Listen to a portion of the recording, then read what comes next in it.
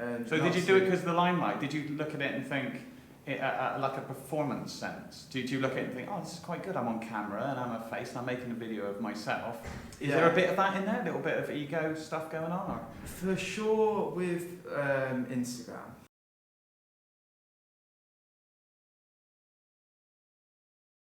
This is far away. Yeah, it's far away. Stuart Clark-Smith. Yeah. How you doing? Yeah, I'm alright. It was a shaky start this morning. Sorry, mate. What happened? What actually happened? I think we got cross-lined in Twitter, didn't we, or something? I think we can put it down to a miscommunication, more so on my side than on yours. Well, I kind of just heard the initial "let's do it," and then I kind of just thought we were doing it. Yeah, and I fact it. Yeah, it's good. Because I was like, sorry, I swore already.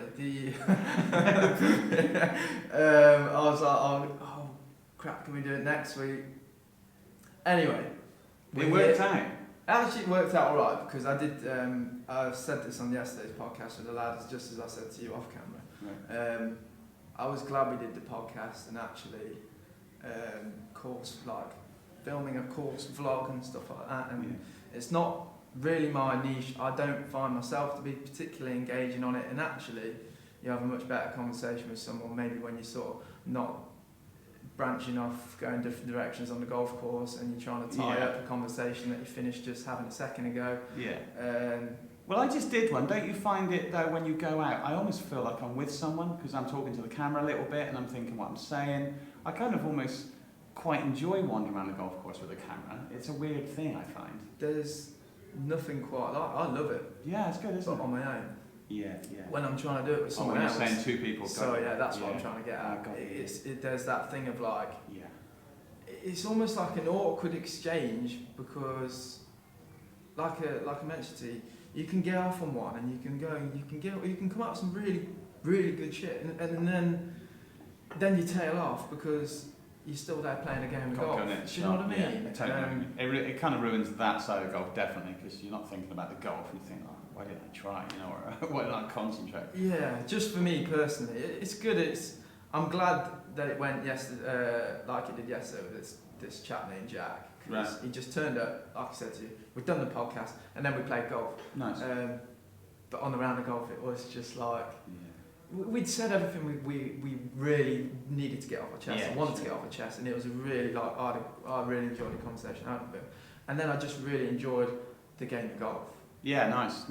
But the reality of it is, I two blokes just going out and just enjoying a game of golf together doesn't make for very compelling viewing on YouTube. No, it doesn't. No, and almost the better that the two guys are getting on and playing golf, the more boring it is. Yeah. So it's just like, it'd be better if there was a bit of angst there or something, you know, exactly. anything. Yeah, you know the deal. So I was like, when you said about, I think you put it on your channel, that you were going to invite some people up just to play for March, right? Yeah. So I signed up because I think you're a really interesting character. I kind of, do I agree with most things? I agree with a lot of things that you say.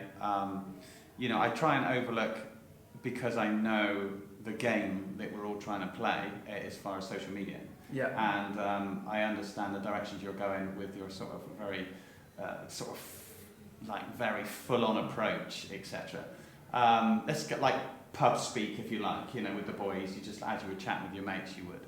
Yeah. And I get that, and I find it really fascinating because you've actually got some substance behind it, I think. And obviously you believe that there is some substance behind it with your no-look shot and the way that you teach. Yeah. Well, how come you got into that? I mean, where's that all come from? So, it all stemmed from basically a big chip on the shoulder. Right, okay, nice. I was just really angry. Obviously at the PGA, and I've said it before, like it's fair to say I've cooled off a bit now. Yeah. But at the start, the long short of it is I wanted to make a big shout and scream and a swear about these coaches that taught this stuff, because it resonated so much with me, because I didn't used to be, I still am obsessed with like human psychology. I love it. Yeah, right. I'm the guy that like on his lunch break would just go to Morrison's down the road, supermarket down the road, and it's really strange, but I'd have my lunch in there and just like people watch. I find it so interesting observing people. Yeah.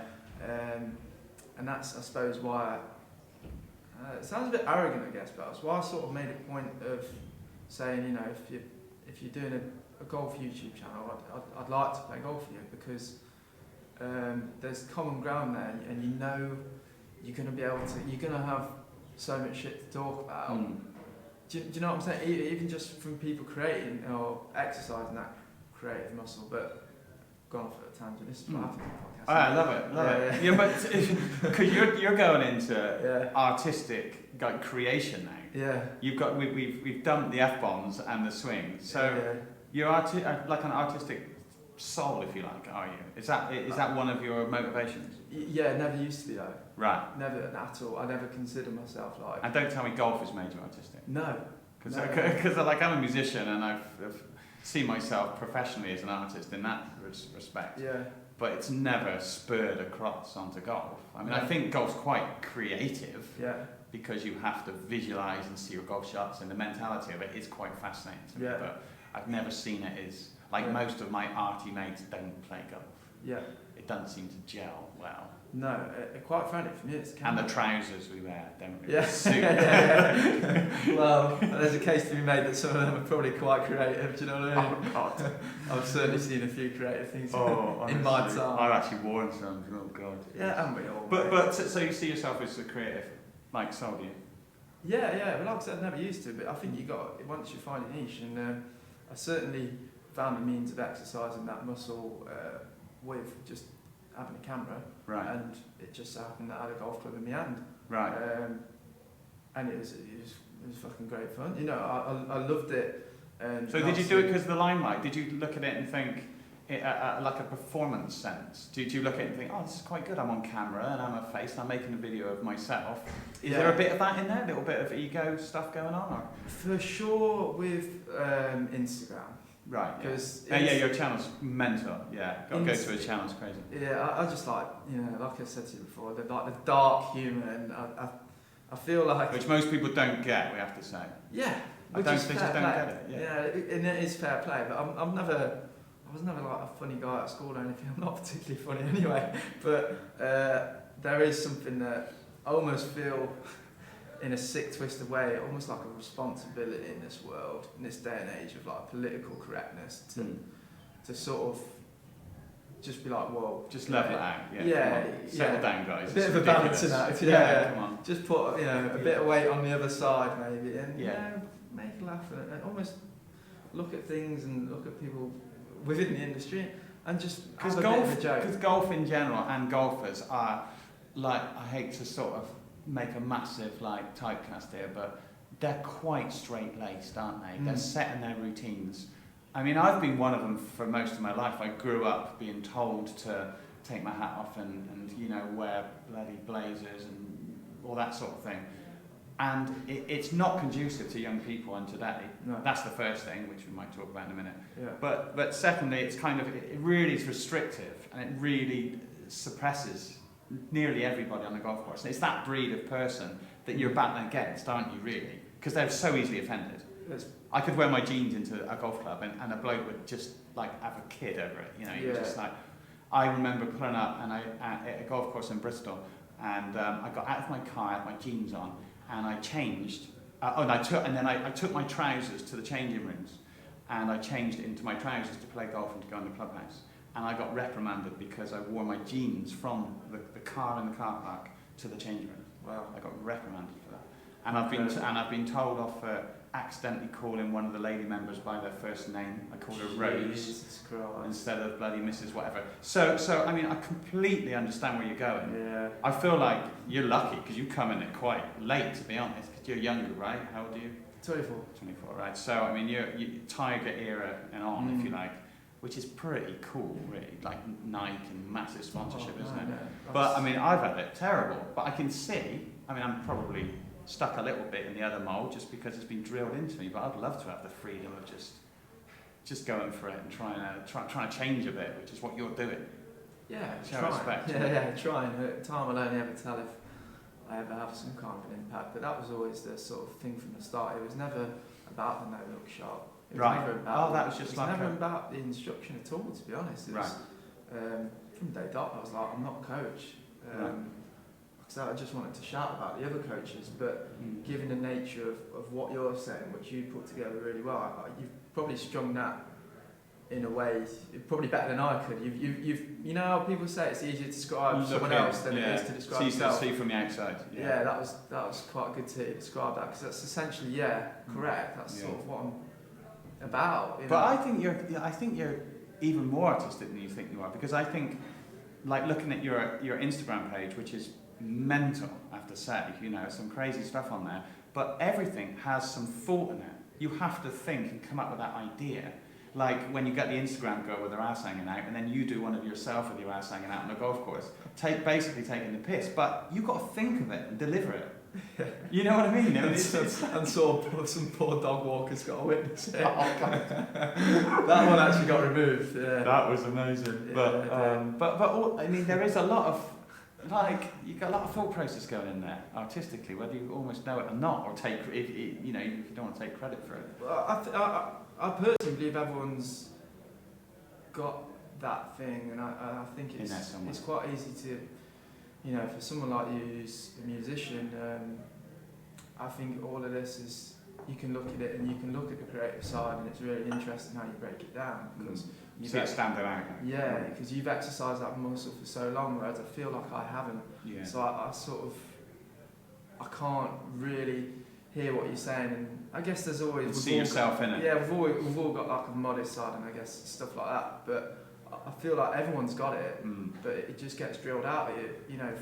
It does. I don't want to get all like Illuminati shit, but you know, like at school and totally, and 9 to 5 jobs, if you don't like them, it will drill out. And because kids just want to play. Yeah. And it's nice to see them play. I've got a couple of kids. It's brilliant, but then we all try to stop them from playing because we all want them to do stuff. We want to learn and go to school, but you know, that play is so important because that is the creative side just going berserk. Yes. You know, doing crazy shit. Absolutely, and like that is, it's almost like, if that's the nature of how you are as a kid, or as cliche as it sounds, it almost feels like that's literally what you're born to be like. Right. And it was so liberating for me just to actually exercise that muscle, and I realised the more you do it, the better you get at it. Yeah. You know, I said to my mate the other day on the podcast, like, I'd done a podcast a few weeks back, and it was an hour and 8 minutes long, and it was on my own.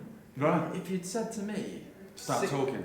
6 or 7 months ago, mate, just plonk this microphone in front of you and speak for an hour and 8 minutes, I'd be like, absolutely no way, like, that ain't happening, mate. Yeah. What would I possibly talk about? Where do you start? It's like this one, we've got nothing to go by. No. At all. I mean, there's no, I guess some people on podcasts have lists of things to do, but I think it's better this way.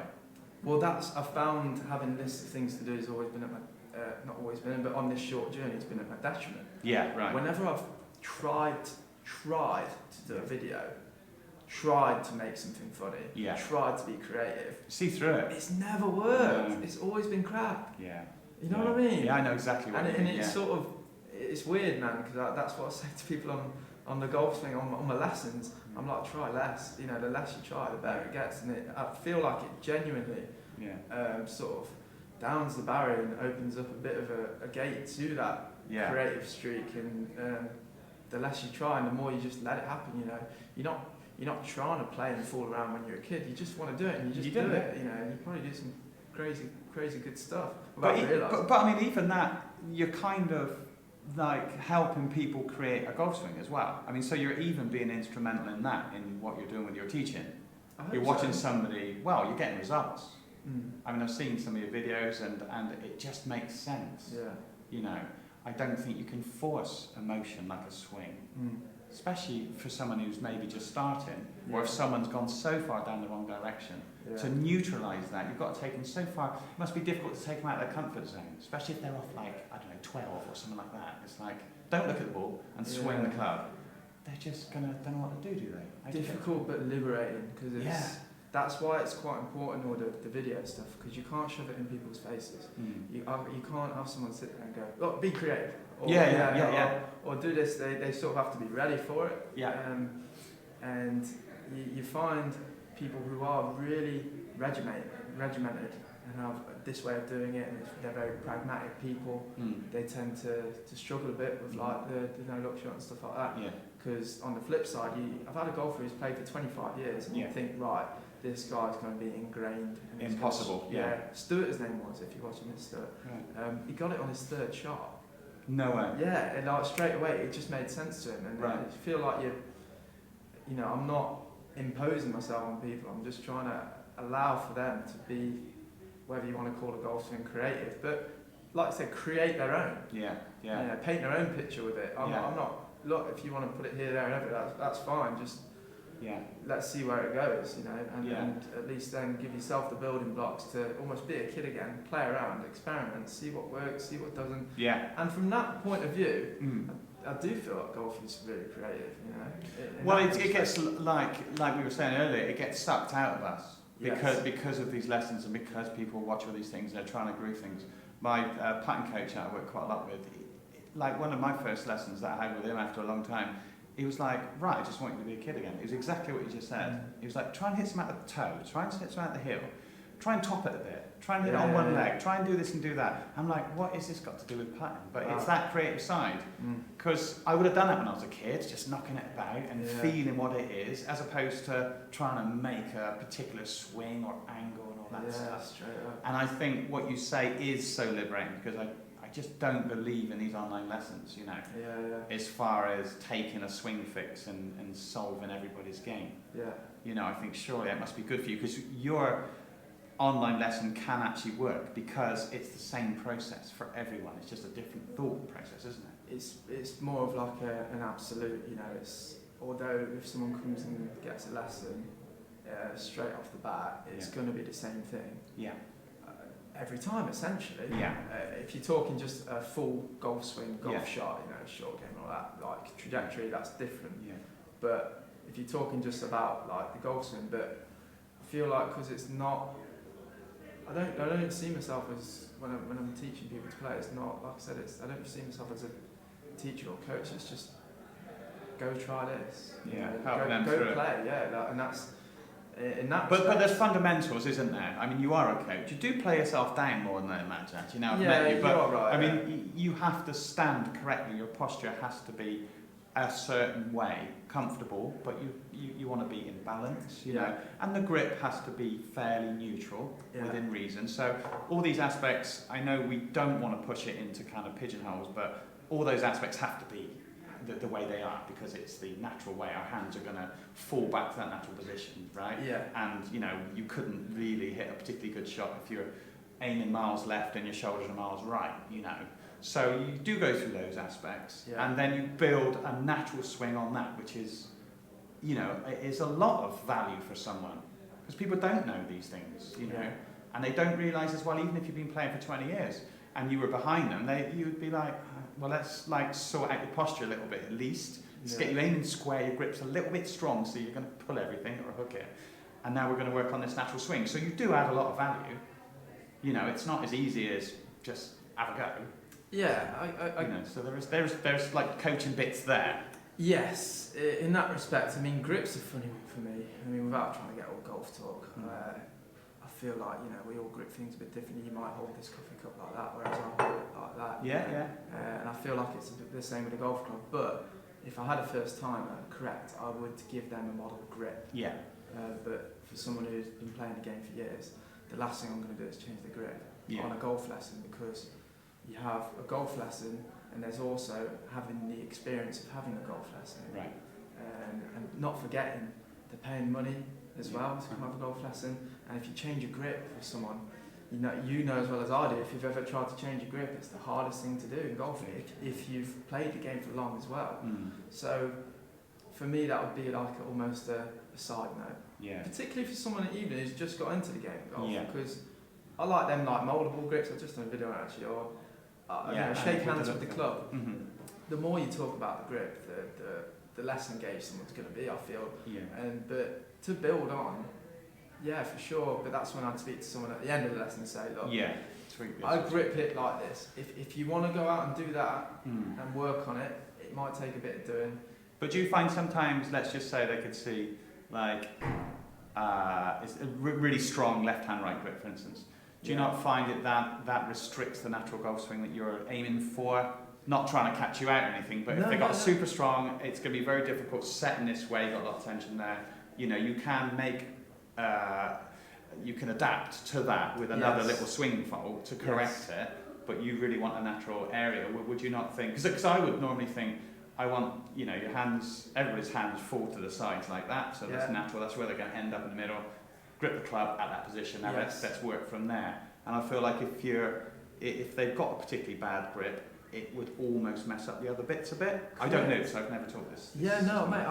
This is why grip's a funny one. I try and stay clear of it because there's so much opinion around it. It's like what's right and what's wrong. And like for example, when some people's hands drop at the side, some people's hands drop like that. Right. Some people's hands drop like that. If you can see it, yeah. Like all over the place. Right. So it's like, well, from that point of view, where do you go? Yeah, with where it? do you go? Right. Have you ever seen Mo Norman grip a club? Right. Yeah. He's right under it. He's awesome. So it's a tricky one. Yeah.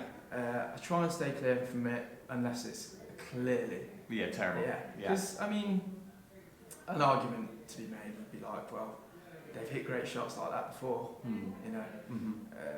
Anyway, at risk of talking about grip for too long. Okay, That's why I try and stay clear of it. Yeah, Do you know what I mean? Yeah. Like, yes, there is a grip I do like, and it is the same as what you're talking about. Because I feel like if you were going to pick something up, you'd pick something up like that. That's what someone taught me. Right, yeah. And you don't pick things up like that. Yeah. But no one did. There's always a difference, isn't there? Yeah. But essentially, you try and get everything back very, very naturally. Yeah, As that's naturally as possible. the best way of putting it. Yeah. And it's amazing when you see some of your pupils that just kind of are basically shit, and then they come in and just actually pure some golf shots. Because I was the same. Right. Yeah, I was the same. And I'm not just trying to, like you said, you try and beat yourself down. I was a free handicapper doing the PGA, and it is good golf. But relative to how much time I put into it and stuff like that, man, it really wasn't. And now I play less, but I've got a swing. Like I might go out and score great, but I'm not sort of gonna pin top it, chunk it in, and hit too many like ridiculous shots. Right. I can go out and play. I might not shoot under par. I might not shoot level. Fuck me. I might shoot in the 80s. Yeah. But I'm still gonna shoot a respectable score. It's not gonna be ridiculous. Yeah. And I actually found that of a lot of people, you're a good golfer. What do you pal? I'm +1. You're +1, so you're a great golfer. You're better than great, right?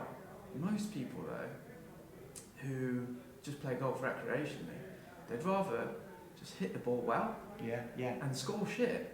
Then score great and hit the ball crap. Funnily enough, I spoke about this just today, and I think scoring and golf swing are two different things. Oh, but absolutely. we get a lot more enjoyment within ourselves of hitting good golf shots. And it doesn't necessarily equate to how pretty or nice your swing is. It's just flushing a golf shot. It's just an amazing thing. Yes. And then getting around a golf course in the low score is a bit more pride. It's a bit more about the game, but they're two very different things, aren't they? Absolutely. And I'm the first one to say I'm not a great golfer. My course management is terrible. I hit some fucking crazy shots. But golf swing, again, put me on a range. I can hit a great ball, and I'll hit some. Great, phenomenal shots on around the golf, and I can do it looking great. All this stuff, but that's where I feel like, as a person, as a coach, I sort of know my skill set. And if someone were to say, "Look, can I have a playing lesson, mate?" I'd be like, "Yeah, brilliant. Go see him." Do you know what I mean? Yeah, no, I know what you mean. I wouldn't want to. It's just a different thing, isn't it? It is. It's two so completely different so things. different. I would. We spoke about this a little bit before, but I'd love to do a martial art. I will do one. I'm going to do one soon. But would I get in a ring, in an octagon, or in a boxing ring? Absolutely fucking not. No, but I'd love to do some striking. Yeah, right. I'd love to. And two completely different things, aren't they? I'm not going in to get my head kicked in. That's a different thing again. Completely different. But do I want to do the training? I'd love to. Yeah, that's different. I will do it, So, so as far as the PGA thing's concerned, so you did some of the PGA, right? Yes. You did a bit of it, and then you bailed out. You just thought, I can't be constricted to this, or was it a different thing? It was a combination of a lot of things coming together. Right. And is the way I teach and all that no-look shot stuff. There are brilliant coaches. So you were doing that when you were doing your PGA as well, or was that after? It sort of coincided. It all came together at the same sort of pinnacle moment of big most grotesque swear word you could think of. Yeah. It was a combination of operating a startup business at the same time as doing my shop hours that you're obliged to do within the PGA, at the same time as coming across this concept. So it was sort of like, one hand was, okay, guys, I really want the credibility of being a PGA coach, but I'm trying to get this business off the ground. It's a golf business. It's to do with venues and pros and all that. Can I, lessen my shop hours that I'm obliged to do and pump it into this business? 'Cause I really want to make it work. Yeah. That was met with a brick wall response like that. Sorry, mate. And then I was also like, at that point, I was like, well, I've done this course for a year now. I still can't teach someone how to swing a club. How come I've gone and had a lesson with this other geezer? And there's this concept. Why have you not shown me this? Right. Which could have been so valuable to me in my first year to get someone swinging the club straight away. Now, you could sell a marshmallow though. Oh mate, dynamite! Yeah. I was red hot on it. I was on to. Because I don't understand. I could eat him as well. Plenty of them. I did my fair share of that. Yeah, back in the day. But I still don't understand the concept of you like you're a black sheep because you're not PGA registered. Yes. I just find it really strange. We're not talking about saving lives. Like, yes, you have to be, if you're going to be a doctor and you're working on people's lives, fair enough, but this is a golf swing. I don't understand why it has to be PGA registered. I would just want to go to a range and do some lessons. Yes. And are you finding that a struggle now? Because people don't like you coming in because you're taking, money from the pros there, or they don't like you because you're a bastard, or what is it you're getting this restriction, It certainly was at the start, because I was just going rogue and teaching at ranges down south. I ended up getting kicked off a couple, and that was a bit of a rude awakening. But why kicked off? Because they said you can't teach here because of what? Yeah, well, one of them was there was a pro who was local, and he'd seen me there quite a few times. But they're your punters, right? You've taken them in. It's not like you've poached in. Yeah, I mean... Look, so I get that, you don't want to necessarily... The argument to be made is, well, where's the line between boyfriend taking girlfriend to the range and just showing how to swing a club? Yeah. Why can't someone do that? The analogy I make is like, look, my brother is big into his weights and stuff like that. Yeah. I like to think if I went to a gym with him and I was really packing up a bench press, I like to think he'd be able to come over and say, look mate, you're going to hurt yourself doing that. Yeah, why don't you do it this way? Sure. But even he says that sort of is looked a bit like... it's mad, isn't it? Yeah, it is mad. Because I've on and off taught guitar over the years. I mean, I've got no real credentials to doing it, just because I know how to play, because I played all my life, And I would teach in schools, I would teach kids, I could teach anybody, anytime. Wow. And so I just want to go, you feel like the same with the golf swing. I've learned about the golf swing over the last 30 years. I feel like I could go and give some lessons if I wanted, but I'd feel bad doing it. You could give me a lesson out there and I'd score, I'm telling you that, for nothing. It's crazy. Straight up, I would have learned a hell of a lot. Okay, but let's put it on the flip side. Can you learn how to play guitar online? Right, well, yes, you can. So why can't you learn the golf swing online? Well, because there's only one way to play guitar. And the technique is... let's take the guitar out and say piano, all right? Okay, yeah. So if I told you press these keys with these fingers in this order, that's a tune, that's it. Yes. You can't really do that with a golf swing because each person will be pressing the keys completely differently. Yeah. And I think that's the big flip side. You need to be with someone. I'm not saying that golf lessons online don't work, but I feel like the professional or the person, the coach, instructor, has to have feedback from the person. I'm not saying you're right or wrong, that's just... Totally. But what I'm saying is you need to see, if the guy has got a particularly steep downswing, you don't want to give him an example or something that makes his downswing steeper. Yeah. Because he's got that fault anyway, and now he's just magnifying it, and he won't be able to hit it at all. Yeah. Obviously, you need to make an impulse decision or an educated decision on that swing. Yeah. And you know what it's like with a golf swing. To neutralise a steep downswing, you're going to have to make them feel like they're super shallow, or do something along those lines. And so you really have to kind of go into quite destructive teaching to get them out of that thing. I mean, you wouldn't because you teach in a different manner, but Yeah. generally speaking. Yeah. And so I just don't believe that those you can, if you're educated enough on a golf swing to be able to self-diagnose, you don't need a golf. You don't need a pro. Would you like to teach golf? Be balls to drop then. That was nice, nicely put. Teach golf? No, I don't think so. No. Are you a teacher? Are you a coach? No. I mean, just a player, really. Yeah. I mean, I used to, I did my PGA, and I used to coach, at universities and kids and people. Was it your thing, or? It was kind of my thing, but I think it's the same with teaching guitar.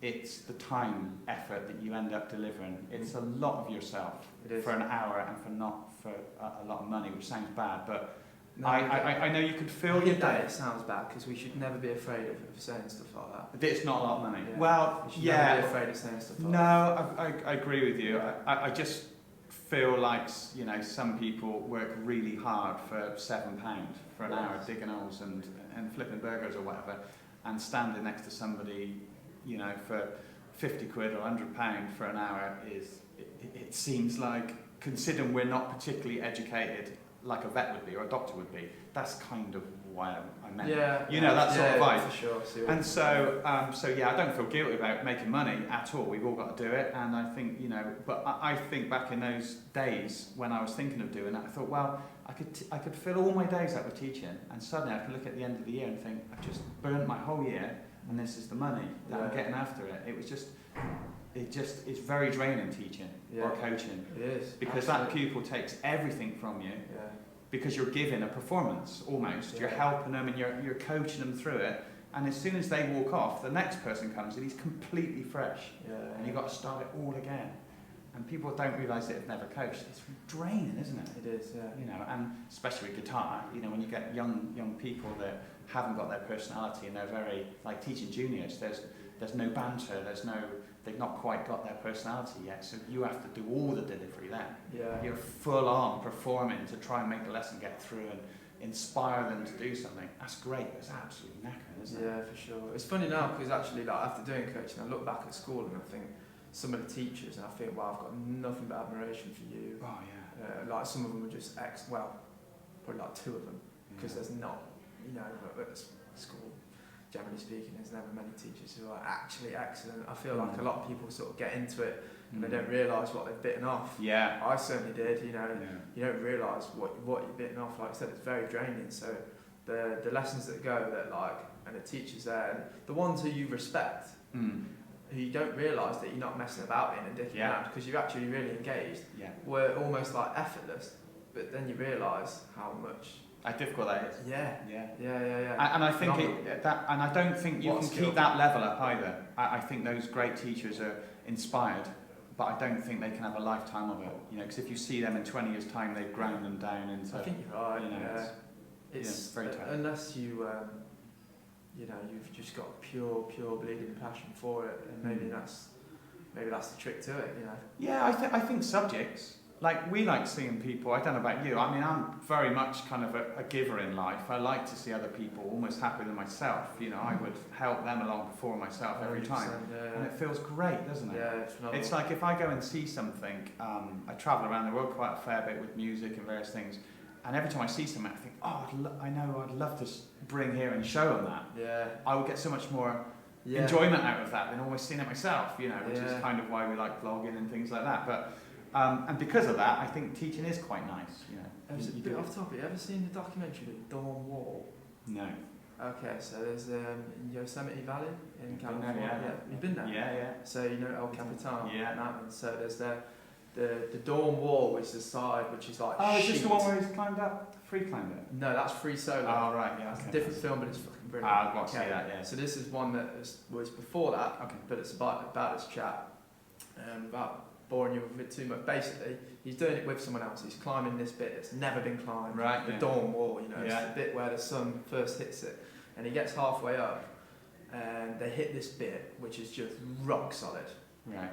Pun not intended. Yeah. But it's just, climbers everywhere around the world just look like basically can't be done. Yeah. One of them's a bit more skilled than the other, and a bit more skilled one actually does it. Mm-hmm. And the other guy just can't do it. Right. He's there for days. They're there for actually like a week. Oh my and he's waiting for him to do this bit, so basically they're stagnated. He Mm. can't progress because it's one guy, and he's like, look mate, you just do it on your own, I'll support you up the whole way.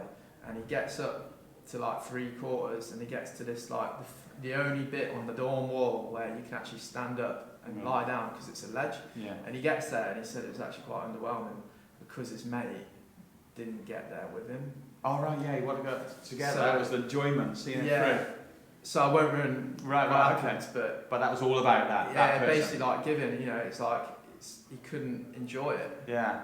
I think anything that we do in life, we always want to enjoy it with others. That's it. Like if you buy a lovely sports car, I mean, it's surely the biggest enjoyment is to have a mate in there with it and drive around because you soon get bored yourself. I think there's probably a very strong argument to make that a lot of people get it just because of other people. Yeah, the people. Yeah, exactly. Yeah. So so the PGA thing, and so are you still getting resistance? You're going to another club, right? Have you just done a deal where you can do some coaching? Yeah, I'm going to be at a driving range now. So in that respect, I guess it's not held me back. But I've got to put a lot of that down to, you know, if I didn't have some kind of small footprint online, would I be there? Probably not. So I guess you have to just carve your own way. I did at the beginning, certainly at the early stages, send out a lot of phone calls, a lot of emails, a lot of door knocking, and got the brick wall response. Yeah. And I sort of just took a bit of a middle finger attitude. Yeah. I'll just wait, and I'll just keep going online. That's why I just went to Rangers to teach. But since then, there has been a club that has let me teach, but I couldn't film there, which is a bit at my detriment, because a lot of what I do is so dependent on what I get done online. So I think it's quite interesting because you do, like you said, you do like the basis of your, the ethos of what you do is very very similar to start off with. You know, the right foot, left foot, and then no look, and so on. So you kind of give that away for free all the time. Yeah. So does it not affect the new people coming to you, or do they come along for the personal kind of? A bit of both. Yeah. Some people actually actively come and they say, right, I've not watched any of them.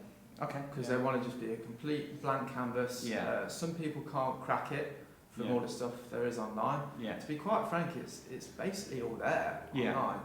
The only reason I've sort of been able to monetize it recently on a platform is that there are sort of like checkpoints to go through, you know. Yeah.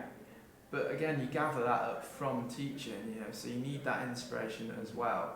That's a bit of a realisation I've had recently. Right. Because the coaching is very much, I think, I always found as far as coaching with like instruments and to some respects golf, it's just somebody helping you through it and giving them a point to, you know, you're going to come back in 2 weeks and you would have done this. And it gives them a reason to do it. Yeah. Sometimes you can find all the, I mean, you can get golf books and you can get anything you like, all about the golf swing you like, can't you? Yeah. Anywhere.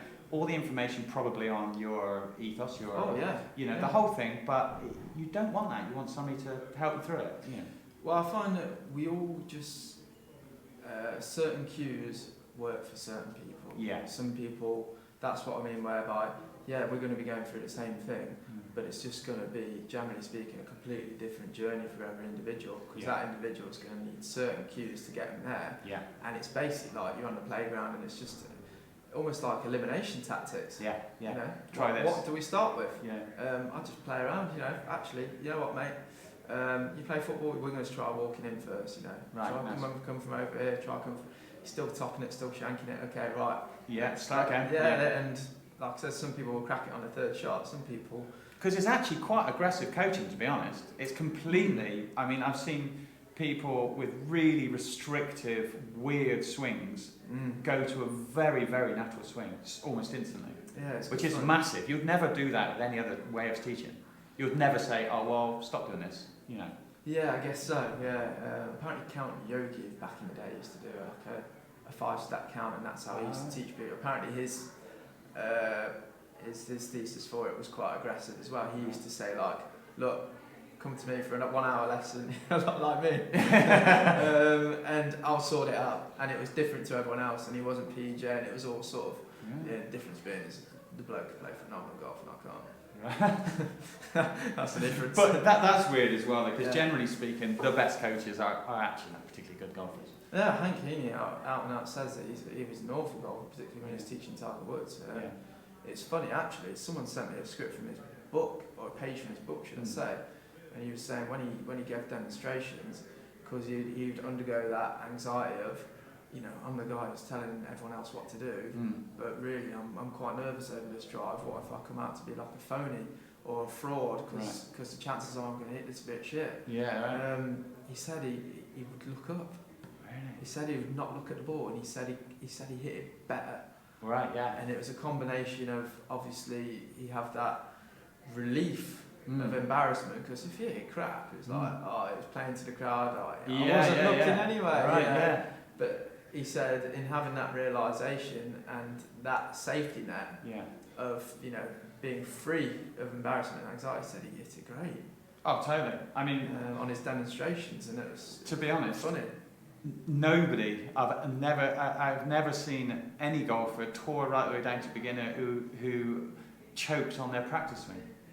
Because they're not even hitting the ball, they're just having a swing, you know. And if you can convince yourself that is the one, then, you know, by not looking at the ball, I think it makes a massive difference, doesn't it? Well, it's funny, you mentioned before that you actually used to do this. Yeah. I mean, when I first heard about this no-look shot, we were doing it back in, early 80s, 82, you know, very similar. So none of these things were old. No, you know. it's all old news. Yeah, well. It is. Yeah, I think you just got to nurture these different things, haven't you? And I think, like, online, which we'll get onto now, but online and social media has changed everything, really. Yeah. I think because everybody's trying to get traction, or we call it, on trying to get more followers and more subscribers, if they throw out a video which people will search for on a huge level, then it gives it some sort of credibility. Yeah. And so they all start it. So if it's like shallow your backswing or shallow your downswing, and it's the buzzword at the moment, everybody thinks they've got to do it. Yeah. But they haven't. It's just because someone's realised that everybody's searching for it. And we're all playing that game a little bit, and unfortunately the end user is just getting completely confused, because the top 5 in his YouTube is shallow your downswing, steepen your downswing. You know, it's like, where do you go with it? Yeah. But you play the social game quite well, don't you? Have you made a conscious effort to, because you've pretty much obliterated all the other boys, haven't you? Yeah. In one way or another. Fair play to you, you know. Yeah, it's good fun doing it. But do they get it? I think they do. They should get it. If they don't get it, they don't care. So. Oh no, they don't care. Well, that's all it is. That's all it is. It's schoolboy chat. Yeah. You know, it's schoolyard chat. And to be honest, there's nothing that you wouldn't say to them if we were having a drink and we were all getting pissed somewhere. No, you know, you were just that. It is what I take a piss, you know. Yeah. And I do. It's just the nature of how I am, and. I think you like to, like you said earlier, you like to neutralise things. You like to say, "Hang on, boys. Yeah. I know what you think. That you know, or what you're portraying. Let's just get rid of that bullshit." Yeah. You know what I mean? And it's very quick, isn't it, to kind of poof. You know? Yeah. Like, guys, you forgot that we've seen you play. You know what I mean? Exactly, and that's why I think there's no use shying away. Like I said, I'm a hacker. You know, well, fair enough. That probably isn't the right way to describe it. No. I'm a little bit better than a hacker, but I'm not going to pretend I'm a great golfer. I don't want to put myself on this kind of pedestal. I don't want to be like Hank Heaney, who feels like he's under pressure to hit a great shot because he's his coach, and you know, well, why? There's no point trying to fanny around, like. But I think a lot of those guys deliver the content with such authority. Especially when you get used to watching them, you think it's absolutely good for your golf swing. Yeah. It might be good for some people's golf swing, but it doesn't go across the board. And I think that's kind of what you're saying. It's like, you know, it's not the Bible. They are not like writing anything here. It's just their opinion for 5 seconds. Yeah. Which you know, was a bit of aggro with the PGA, because I felt like it was just a manuscript of like, alright, this is how you teach golf. Yeah. And it's like, there are just all these other ways of doing it. You know, I feel like they should have at least branched out. I feel like you can, well, for starters, you can teach golf within a year. You should be able to be qualified to do it certainly within a year. Yeah. Okay, but then if you want to specialise, go specialise, man. Yeah, like in your first year, we've done this and that. We've done your no look. We've done your stack and tilt. We've done all of these different things. What do you really like? You know, do you like? Oh wow, it's psychology. Yeah. It's golf physio. You like that? Okay, well, you've got year 2 and 3. If you want, let's go. You can specialise in that if you want. We'll give you the tools for that. Yeah. what, you know, it's just sort of trying to cover a large brand of things, and you can get a bit of conspiracy about it, which it's a weird one, because the trouble is when the people get in it, they suddenly become very protective over it. Yeah. Like I've got, you know, like a lad at when I golf courses I was a member of at Ross. Nice guy, solid golfer. We used to travel around playing amateur. He was sort of +2.5 or something, and he joined the PGAs. Just joined it. I think this is the end of his first year or something. I go in the shop every now and again for just a chat and a coffee, and he's not played since last October. Not hit a golf shot. And yet when he turned pro, which his last season, we were playing every day, practicing every day, tournaments every week. The dream. Yeah, the dream. He turns pro, and somehow they've almost brainwashed him into thinking it's the right thing. It's like, oh, well, I've not played. I'm like, you're a golf pro. Yeah. What do you mean you've not played? You need to play. You don't. God, it's just crazy. I'm not trying to say that every golf pro needs to be needs to be an amazing golfer, but you do have to want to play. I feel like, you know, a lot of this was sort of my aggro, you know, particularly with just canning lessons. I felt like I was turning into the pro I didn't play, and you know, I just personally think no matter what you're doing or whatever standard, even if you're getting on a bit and your standards sort of increasing, at least you should be out there certainly practicing what you preach in the respect of like you. Because they get scared to play them. Because they won't play them because they're like suddenly, it's like I don't want to go out and play with the members because I'm shit. It's a vicious cycle, you know. I was exactly the same. Exactly the same. You know, I didn't want to play with a member. I was a lot more comfortable playing with another pro because they get it. Yeah. Someone like you'd get it. Yeah. You know, you'd get it if I went out and shot fucking 80 something. Yeah. You'd understand. You wouldn't be like, you know. Well, you can see straight away. Oh, he's a good golfer. We're just not playing much. Yeah. You know? And that's but there is that element of anxiety, and I felt like it was being like sucked out of me. Yeah. And I just see it across the board. It gets sucked out of a lot of pros. You know. And trouble is, there's no bailout, and that was when I was turning pro. It was like I wanted to be the next like Seve. You know, I wanted to be a player. Yeah. And so I turned pro and suddenly thought, God, this is not quite what I thought. I thought I could turn pro and start playing loads of tournaments all around the world and blah blah blah. And then you suddenly realise it's not going that direction, and I felt so suffocated. And then I felt like I can't play anything. Because all the amateur events you can play every weekend and you can play all over the, you know, it's great. Pro events, you end up playing one pro-am every however long, and you're just like, wow, this has just gone so the wrong direction. And then it's so disillusioning. You just like, you know, you don't need to be, obviously we all have these aspirations of being the next Seve or whatever, but you don't need to be excelling, you just need to be playing and enjoying it. Yeah. You know, that's it. Because then you have that element of old mate who's climbed a dorm wall and he's gone there on his own, but he's gutted because the other guy isn't up there with him. You're playing and you're out there and you're enjoying it. Yeah. You know, that's going to reflect on your coaching, that's going to reflect on your everyday life. You're going to want to share that shit with people. Yeah. It's just like, you know, people who talk to you probably like, oh, you know, I've just started music. You're probably like, wow, I enjoy that so much. Like, you can also enjoy this a lot. Absolutely. And you know, you're enthusiastic about it. That's what it is. But then again, some people are born to coach. Yeah. I've listened to a podcast with that George Gangus, and he says he just doesn't have the time to play. I mean, I believe him. Yeah, totally flat. I believe him.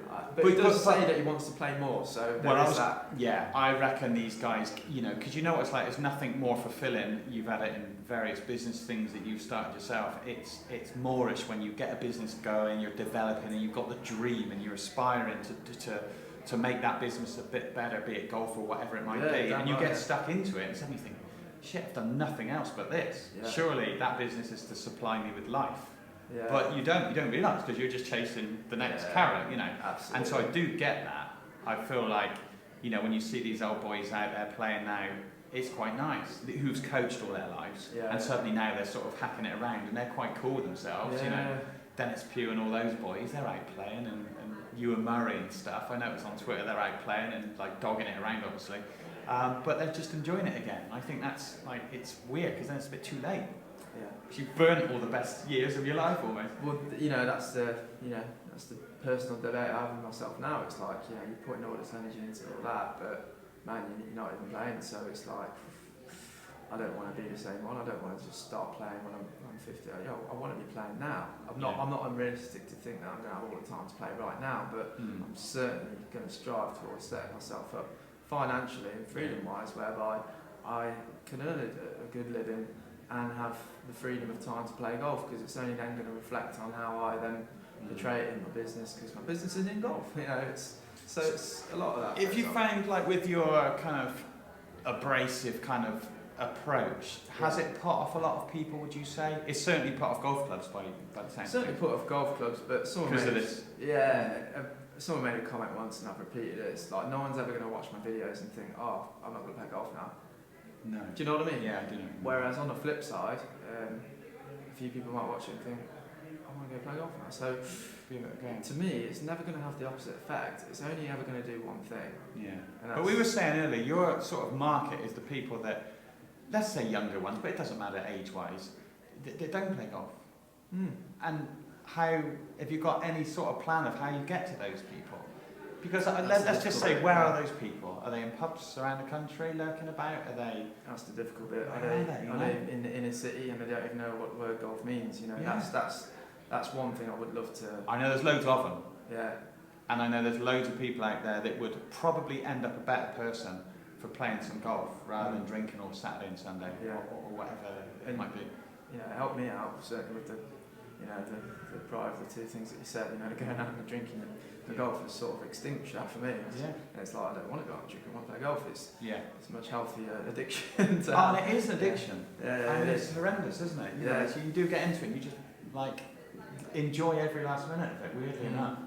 But it's getting to those people. I don't know how you would do it. That's the challenge, and like I mentioned to you, I think perception of the sport has got a lot to do with the participation, but also first-time experience. What I realise I actually love doing. To be quite frank, more than lessons is lessons for free.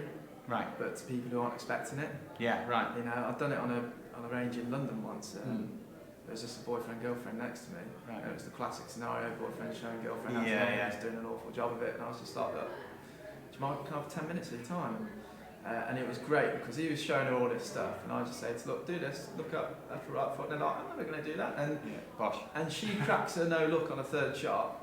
Old mate's struggling to do it, and then it's funny because I'm like, I then leave him to it, have a laugh and a giggle. I'm a couple bays down, and then it's hilarious because I'm hearing her tell him how to do it. Do you know what I mean? Yeah. And it's that she's learned in 10 minutes what really, if she didn't deviate from that, and she didn't go far enough through YouTube with the bloody shallow and then all the rest of it, she would have that forever.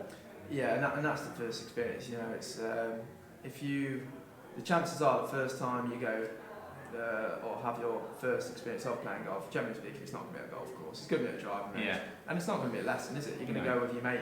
Everyone's got that mate who knows a bit about golf. I'm sure you've had plenty of people reach out to you and say, mate, I'm not stuck, can you just take me to the range? And Top Golf and places like this are really helping that. Top Golf, I'm obsessed with Top Golf because they've tapped into the non-golfer.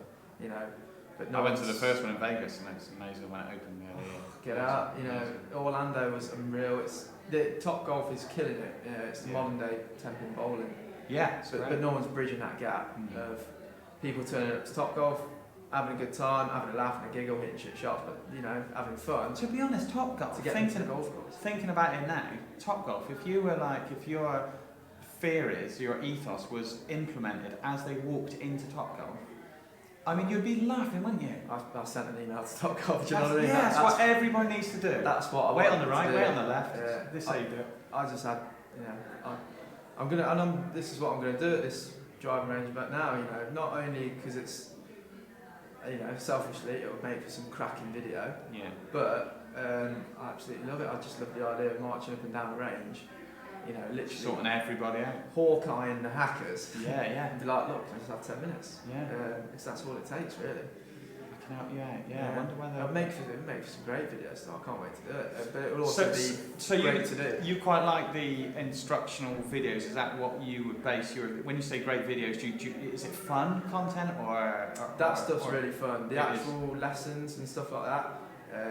Obviously that's my means of actually getting by financially. But I don't enjoy them as much as that. But what I realise I do enjoy doing is the whole process of trying to build something. Yeah. And that's why I'm a lot more I'm a lot more motivated to teach now. Not just because I need a bit of dough, which I'm not afraid to admit that. No. But at the same time, I don't just see it as a lesson now. I see it as okay, I'm going to this. Not only is obviously going to keep me afloat, but I can now film this. I can take it away. I can create this film into a piece of content or video, whatever you want to call it, and put it online. And that one piece of film that I've now put online can potentially inspire others. Yeah. Not just to go out onto the golf course, but like people who aren't PGA, who think, well, he's teaching and he's not qualified up to the nines, but also people who want to get stuck into golf, because at the grand scheme of things, if I can build a successful business around it, I realise I've sort of, not saying I'm doing it at the minute, but I would love to inspire people. That's what I like doing, more than helping people individually. Yeah. So now I view a lesson as, before I viewed it as helping someone individually. Yeah. Whereas now I see it in the whole bigger picture of things, of actually and that's a social media inspire thing. people. Yeah, and that, I guess that is all credit to social media in that respect, because it's allowing me to branch off and do a business. And well, because I think golf is just so difficult when it's hearsay. And when, the amount of times we've all seen somebody, like a 4-ball in front of you, and Ted's seen something online and he's telling his mate, oh no, shut the club a bit and aim over here and do that. It ends up really changing everybody's golf swing. It's a bit like skiing. When you go and watch people skiing down the slope, 99% of them are crap. They look terrible. Yeah. Because they've never had the fundamental bits that you need. Yeah. And golf's the same. They just end up in some horrendous spots, don't they? Yeah. And you must look at them and think, 10 minutes. Well, 10 minutes. I do now, but now I view it differently. As like, and you say, oh, how do you get the non-golfers into it? Well, what if the golfers themselves, doesn't matter if they're good or bad, or what if that golf mate, who everyone has, who gets reached out to by the people who want to get in and say, look, can you take me to the range? Yeah. What if that golf mate now just did this? Can offer that experience, that first time experience to that non-golfer of hitting a pure compressed golf shot, because that's what gets you hooked. Yeah, one of those. Yeah. Just one. And I guess I've viewed it a lot more like that now. Of actually, well, maybe I don't need to tap into that non-golfer market personally, but if I can do it through the golfer market, through other people, then they're going to get the non-golfers, their non-golfing mates into it. Yeah. If they've got a means of doing it, like, it's not hard. Yeah. It ain't hard, particularly for beginners. That's the best thing about it. Is beginners pick it up. Yeah, like Maddie, my partner, she's played golf on and off like all her life. She's like, still an absolute beginner. Yeah. One of those. And I've given her various different lessons over time. And after watching one of your videos, I thought, I just give it a go, because you got in knots, with where the backswing should be and the weight distribution and. And then she started thinking about power, and maybe her glutes were not strong enough and all that. It's like, Yeah. And so I was so frustrated, and I just went, just look at me, wait here, just like you've said. And I thought, I'm just going to go through it. And she missed the first one, and she shanked a couple, and then she hit one. Yeah. And she hit like a 7-iron, about 140. Yeah. And that was it. She was like, that's nothing like I've ever swung a golf club before. And you see that, like... Oh, it's so liberating. It's like, oh my God. And you share that experience with someone, it's like, wow, that's what is great about it. I do love that bit about coaching. Oh, amazing. When they hit that shot, you can't hide it. Yeah, well, that's why I think it's been so good to capture that on film. It's, when someone cracks that first shot, it's like, wow, I can play this game, and it's... So I want to get you in the YouTube golf day. You're resisting me. So you don't want to be part of it, do you? No. Because... Just as I mentioned, because you're part of but you're part of the social scene, aren't you? The social media. I am, but quite a big part of it. I always strive to go the opposite way to them, and I realise in taking the piss out of them, although it's hilarious, and I'm not going to say I'm going to stop doing it, but I ended up becoming a part of them, and I'm like, wow, man, I wanted to go the other way. That was it. So when you say the other way, what's the other way? What's the other direction? There's, not the non-golf direction. Not that I don't like it, obviously. There's no one in the world I don't like, to be honest with you. I just don't want to be a part of that clique. Yeah. They're not the cool kids at my school. It sounds quite petulant, but look, I'm like young lads are not going to tune into the YouTube golf day, and like that's sort of my main market. Is young lads, like young students. Is what I think about. But do you not think that if you, I'm just playing devil's advocate, but yeah, if you went along to the golf day, you whatever happens, right? Do you not think that if you went along to the day and made content, so I'm going to guess, right, that there's going to be, I don't think I'll be exaggerating if there was possibly 10 million subscribers going to be following that day, right? Because you're going to get, I reckon you are, because there's going to be 150 golf guys there, maybe 100, let's just say. We know there's some that have got 500,000. Yeah, but I think all the ones who've got 500,000 are all entertainers on the other channels. I don't think. You think it's all the same profile? Yeah, I don't think the audience is that big. But let's just say, like 80%, 90%, if not more, of the UK subscribers into golf are going to be there one way or another. Yeah. And if you showed a presence there, good or bad, people will know you. I'm just thinking if they could just be aware of your channel. You don't have to be me in my golf, you know, you could just be yourself and do your thing, and you would then have access to other people. You wouldn't be part of the game, you'll be a separate part of the game, because you are definitely a different person to those guys. I just feel like it would be a possible, I just think it'd be hilarious myself. I'm going to go and do it. So. Are you going to it? I'm playing Wicked. You know what, man, it would be... I'm pure for a subscription. I mean, I'm just like basically going because I know it's going to be a big exposure. Exposure-wise, really, there's going to be nothing better. Yeah. You know, but I don't think it will make for a great video, personally. No. In terms of like. Because you did a bit in Orlando. There's a few vloggers about on your night golf thing that you did, didn't you? Yeah. There was like. Yeah. What's his name? Pete Finch was out flapping about. He was cracking on. Yeah. I sort of like. I just don't want to be like the golf vlog guy, you know. I don't think you ever will be. I feel the thing is, what I'm saying is, right, yes. Do your subscribers like get on you when you almost sell out? Like when you chat to Crossfield and you're sort of like just straight ahead like you probably would be with anyone? Did they not? Did they get on you or not? Yeah, of course, but you expect that. It's going to happen, do you know what I mean? I just seem like, okay, if the cameras weren't there, would I be going to this YouTube golf day? No. No, of course not. So it's not something I really want to do.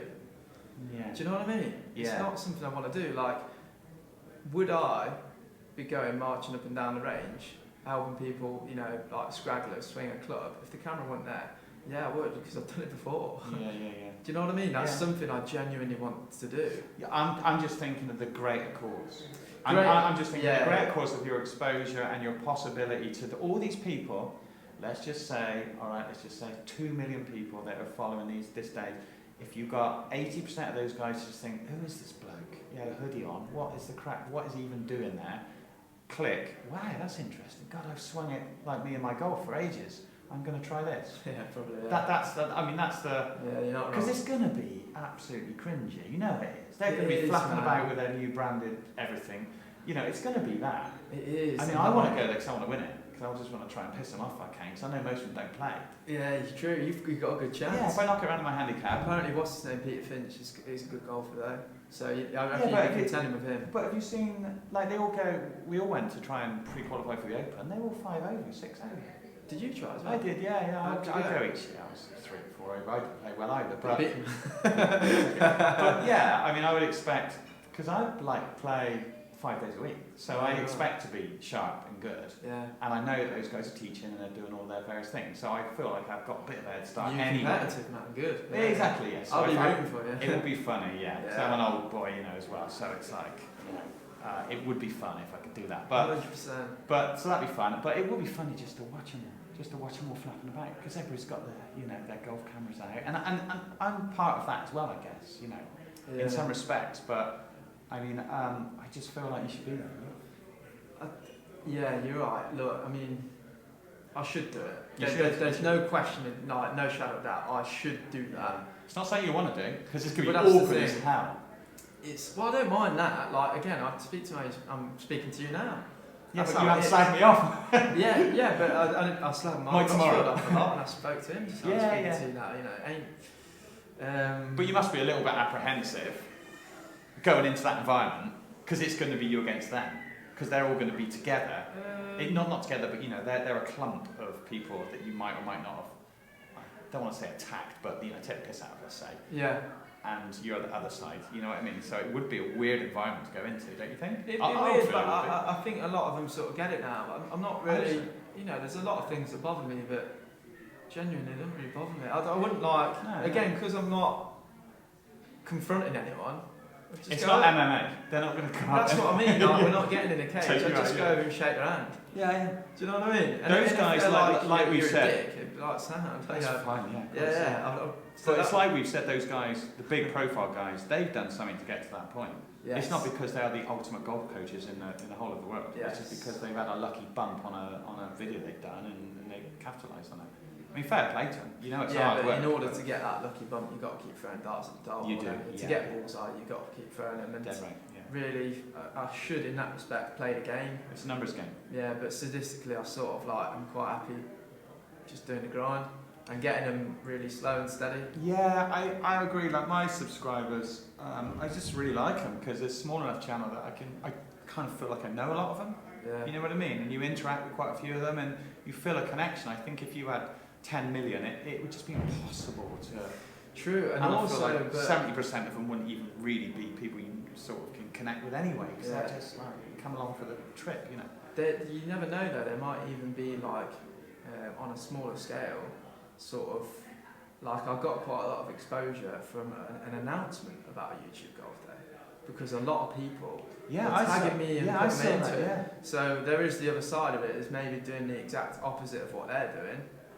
It could potentially work in my favor. I don't know, but I've always just tried to do the opposite of what everyone's done. And it's working. The channel's growing really well. I think it's great looking at it. It is working. I just I feel that what you're saying and the way that you're saying it, I think there's a lot of people that if they did get through the bullshit and the camaraderie and whatever you want to call it, bravado, whatever you want to call it, if they could get through that, the content of it is really, really good. It would really help people's golf swings out, and it could get people into golf. Like you're saying, the boyfriend or the girlfriend helping their missus and try this. That's the big thing. Because they can coach that. Yeah, they can. You can see if they're doing it. And that's the idea is to give normal. You've got to go. You're going to say normal people. You're going to give everyone the tools. You're going to have to email Rick Sheils, mate. I'd have to suck it up. I'll be there, come on. I've got a funny one because I get on with Rick, I think. Do you? I had a little fun spat with him in the comment section the other day. Not a spat, just like a... just a little band. Yeah. I said something about... he put this 70 quid set of golf clubs up on his Instagram thing, and I was like, oh mate, I'm going to have to remortgage my house to get that. And he was like, oh, don't you mean your parents' house? We had a good back and forth. Oh, that's nice. Yeah. That's good. He mentioned something about my mum. I told him that she's got standards and she wouldn't go there. He had some good chat. It was good. Oh, man. So I think he gets it. Good. He must get it. Good. Do you know what I mean? So, stuff like that is good shit. Well, I've got a gig in the Isle of Wight the night before. Yeah. Which I can't get out of, and it's up north. And so I've worked out that the journey is 7.5 hours to drive from one to the other. Get a private jet, man. I've got to get a helicopter. Have you actually? I've got to get a helicopter. Fucking legend. Only way. I'm not saying I'm going to do it, but I've got to try and do it. So sick. It's the only way I'm going to get that. That'd be good exposure. It would be brilliant. See if you could land it on the fairway. Exactly. That's what I want. Yeah. Do it. I've got some friends with light aircrafts, which I could probably get to do, but the helicopter would be awesome. See if you can get a mate to do your filming for you as well. Just walk out like the bollocks. Land on the first tee. Yeah. This guy must have millions of subscribers. You know what I mean? Just like a normal YouTuber. That was get out, shoot 85. Yeah, get a couple girls that's on your arm as well, like full shebang, red carpet, helicopter, that'd be mint. Because Rick Sheils was saying about no drones, because they were laughing about how many drones might be in there, and I was like, would a helicopter landing gently sound would be alright? Hey, it's easier to ask for forgiveness than it is to ask permission, as they say. Just do it. Just don't tell them about it. Yeah, so that'd be a wrap. But man, you've got to do it. You've got to do it. It'd be hilarious. Well, time will. When is it? When you have your dinner, I'll sit with you. Well, yeah, that's it. YouTube golf day. I'm not gonna lie, I won't be going. Oh man, come on. Unless I could get Instas and helicopters, then. Well, you'd have to come down to the Isle of Wight if you want to do that. That is even further from here than it is that. No. So, you should, man. What would stop you from doing it? Just the whole my stubbornness. Right. Really. just my stubbornness to do the opposite of everyone else. Yeah. That's all it is. And then just my current climate of like realising I'm actually in that community and I was trying to separate myself from it. Do you know what I mean? Yeah, you're stuck. That was the problem, are. and I was like, man, I've almost shot myself in the foot by trying to go the other way. Yeah. By going the other way, I've ended up right in amongst it. Yeah, what can you do? I mean, what can you do as soon as you... I guess it's golf. Golf is such a small world. That's what I realised about PJ Show. Golf is such a small world. Yeah. It is a niche within niches, and it's really the problem. And it is making it less of a niche. Open it up, yeah. I just don't know. Maybe you've got to have a fight with Logan Paul or something. KSI or something. Let's have a brawl. Yeah. Let me train first. Yeah, I'm quickly. going to go for Muay Thai. I think that's going to be my thing. Get me in close range. I've not got to reach. Gracie style. 100%. Yeah, I don't know. Oh, it's good though. It's nice to meet you, man. It's Mate, this has actually been sick. It's been alright, hasn't it? Yeah, I'm glad I hung around because it was a weird start to the day, but probably worked out for the better, to be honest. Yeah, 100%. And next time, like I said, I'm going to come to you to make up for the... I'll meet you midway. I'll meet you midway or something. We're helicopter in. Yeah, well, I've got me Landau, so that sound. Of course, yeah. I'll probably go on the road in that respect. So what's your next step then? You're teaching from this new place? I'll teach you soon enough. It's in Chalmers. It's Loughborough, which is about half an hour from Nottingham. Right. And what's your do? How much are lessons and all that malarkey? I'm still toying with what... Because you used to negotiate, didn't you, on the day or something? Was No, it like they pay what they think it's worth or something? That was a while ago, yeah. Right. So that was a sort of business venture. That's another cat of fish. Right. But it was 150, but it wasn't... I didn't put an hourly rate on it because you know what it's like. Yeah. Some people might get it on their third go. It might take some people 2 or 3 hours. Some people, the most part of it was actually just having a coffee. So if I did it for an hour, I know I've not got it in me to make it just an hour. Yeah, right. So I have to compensate accordingly. People think, oh, 150 an hour. It's not an hour. It's probably like 50 an hour. Yeah, it's till it's done. So I don't know whether to... And so do they come back or generally they just have that lesson and they're off? Or do they do a regular thing? They'll have the lesson and they're off. What I'm going to have Is to that manage... what you would like? Or do you like the reoccurring This is basically numbers? how I marketed it. I was like, look, after the lesson, you know everything I know. You know? Right. You go and again, teach someone how to fish as opposed to give them a fish. Mm. But I've got to think as well, like, if people might just want a little refresher, and they don't want to pay that price there for a refresher. So do I think in that respect maybe I should offer people a half price if you want to just come back for an hour? These are things I need to put thought into, and I haven't at this point in time. But that's quite hard because I think a lot of the whole teaching and coaching thing is that you get your customers and you see them every however long. It's like hairdressers, you know, and they come back. I think you're making yourself a hard job if it's just a one-off. Yeah, a hard job, but then again, it's sort of the opposite way. But also I need to get better at not being less personal with people, but certainly, you know, I've got a lot of numbers on my phone now, and I can't do that. I can't keep on top of it all. It kills me. So I'm going to outsource someone to email, do all my bookings because I just cannot. I mean, you look at miscommunication we had. I'm not saying my inboxes are up to the nines, but there's a lot of messages. I used to be like red hot on them. Red hot, like bang, bang, bang. I was like, just that's it.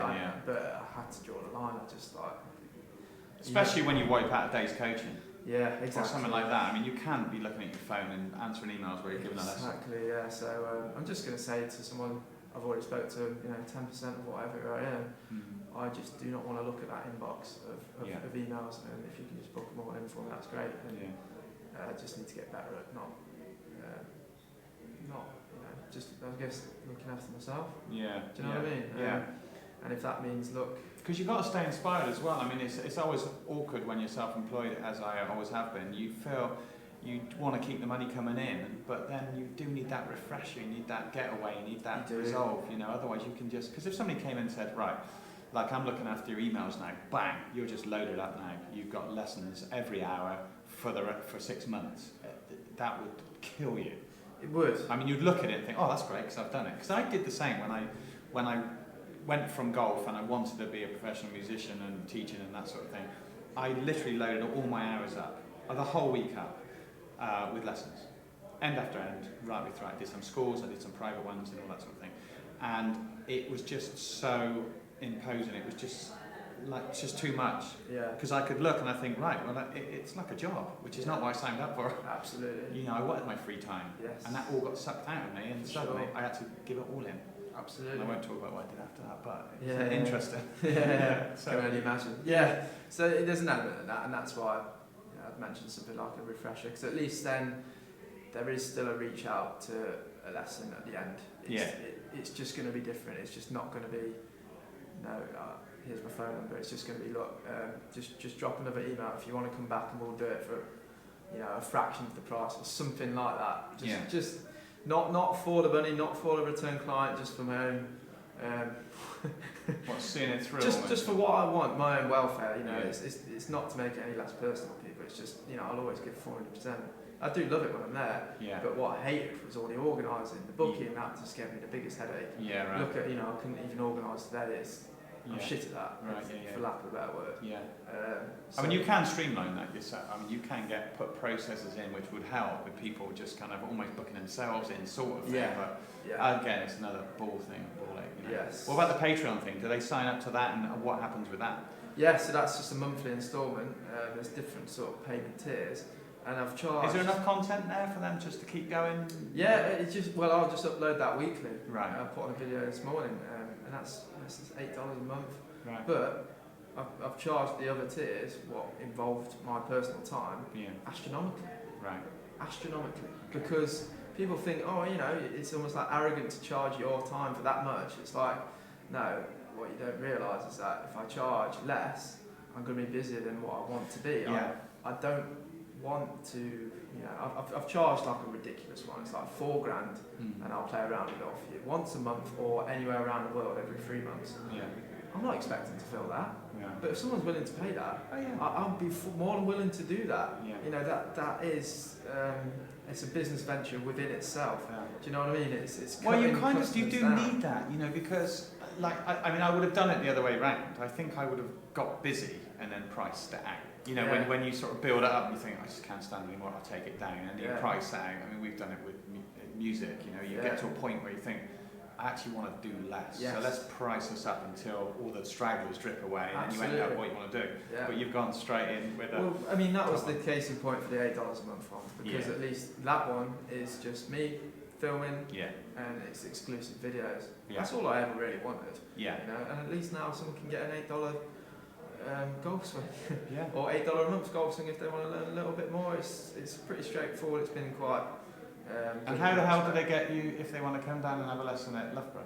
Well, that's what I'm putting together at the minute. That's going to be the email address for this girl that's going to do all my organising for me. Yeah, God bless her. Good luck to her. And I'm not anticipating to be horrendously busy, but as busy as I'd like to be. Look, I don't want to do more than one lesson a day, if you ain't lying. And this is without the PGA? Yeah. This is great. I wish you the best of luck. Thank you. It's been a mad journey, man. You meet some incredible people, meet you, and it's just crazy how it all goes, and it's all because of this silly piece of tech that we got in front of us. And I know. Some people slag it off, but I mean, like you, I'm very interested in people and knowing people, and I think, like coming to see you today, I didn't know you from anyone, and basically the stuff that I've seen online is possibly not how you are, if you like, because it's the social media side, and I just thought it'd be interesting. That's why I like podcasts, because you can just rattle away. People, like I said, people who sort of get to know you better on podcasts. Yeah, they get you a bit better. Yeah, 100%.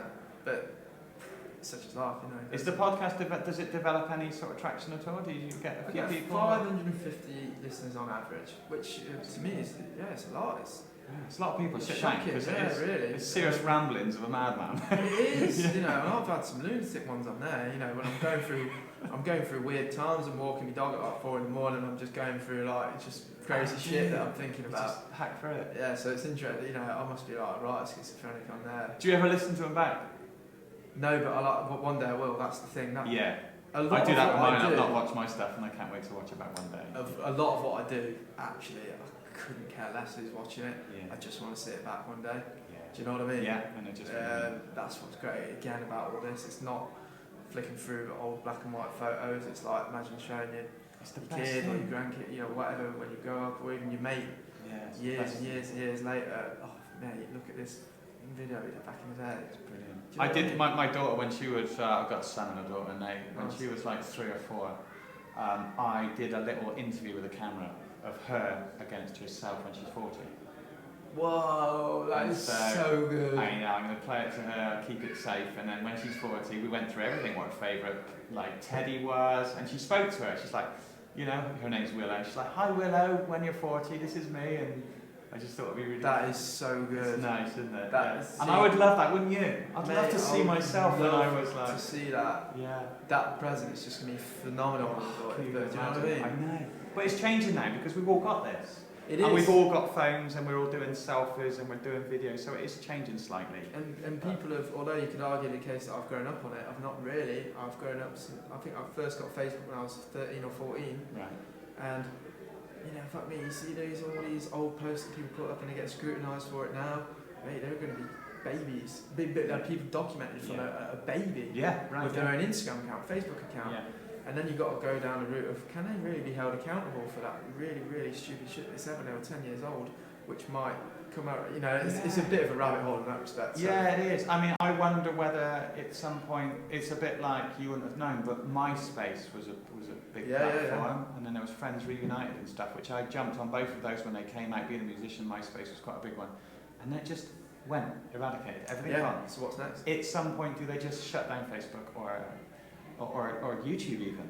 I mean, what happens to all the videos and all the legacies? You've always got to be ready for the next one. You've got to be ready for the next one. But all the backlog of all the stuff that we've put up there, you think, God, where's all that going to go? Yeah, it's... That would be terrible. Facebook, Instagram, they're not going to be around forever. Something else is going to come about and it will take over. And anyone who's made a business out of these platforms, they need to jump on that next one. Yeah. You know, you can kind of see them coming, but you can't tell where they're going to take off. Like Instagram, like videos and stuff, that was quite good. We all jumped on that and then it was rubbish. You know? Yeah. And that's gone, isn't it? It's like that Instagram TV thing. It's crap. But if you notice now, people are linking it on videos on Instagram. All right. Yeah, so there's almost like a button functionality, and then you think, wow, is that going to contend with potentially Facebook and YouTube? You don't know. It's portrait, which is a bit weird, isn't it? Otherwise, I would have just uploaded all my videos to that. I started doing it, chopping them, and sticking it on there. Because I think if you're 10,000 or more on Instagram, you can have like an hour on there, you know, like a full thing on it. And so I put some up, but it's just nobody on there really. But they might change that. I'm surprised they haven't changed it already. They'll think about it a bit. Yeah. That's cool. So I'll see you at the golf day. Looking forward to that. I'll be there in the helicopter. No, mate, it was sick to meet you. And, yes, okay. Thank you. Do it again sometime. Perhaps we'll play next time. 100%, man. 100%. Legend. Cheers, dude.